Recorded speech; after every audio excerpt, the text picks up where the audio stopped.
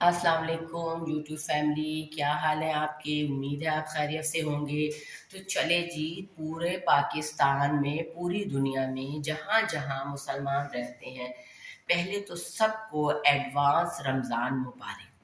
उसके बाद भाई सारी दुनिया प्री रमज़ान प्रिपरेशन कर रही है, रमज़ान की तैयारियां कर रही हैं।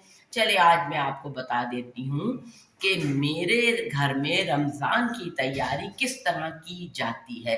तो आइए मेरे साथ चलिए। ये लीजिए, मैं अपने फ्रिज का दरवाज़ा खोल के आपको बता देती हूँ कि मेरे फ्रिज में क्या है। कुछ भी नहीं, बिल्कुल वही चीज़ें पड़ी हैं जो हर रोज़ का सामान होता है। मैंने कभी 20 साल हो गए, तकरीबन 20 साल हो गए, हमारे घर में प्री रमज़ान प्रिपरेशन कुछ नहीं होता।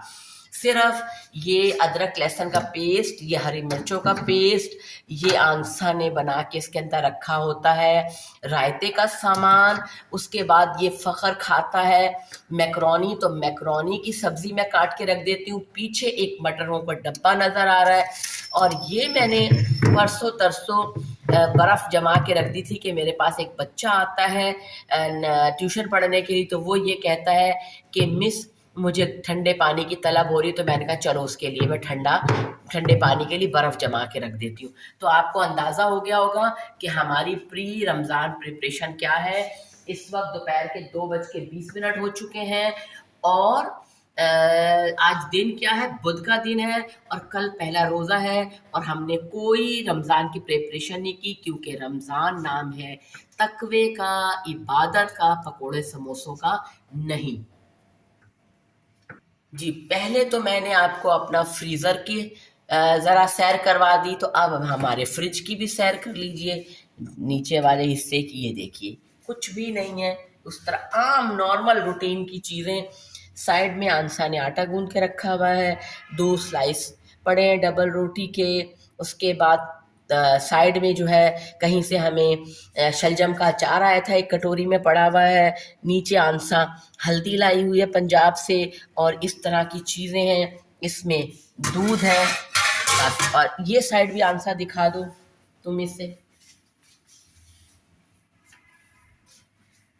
ये साइड भी सबको दिखा दे। रूटीन वर्क क्या है, रूटीन की चीज़ें हमारे घर में पड़ी होती हैं, ये बस।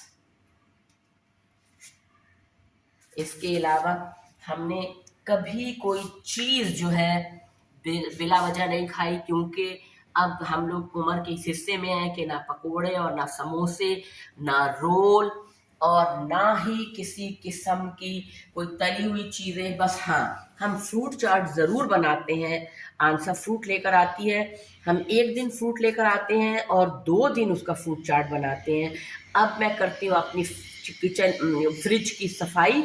अब फिर मैं आपको एक दफ़ा बता दूंगी, मुझे सिर्फ अंदर और बाहर से इसको गीला कपड़ा मारना है, अब फिर मेरा फ्रिज साफ हो जाएगा।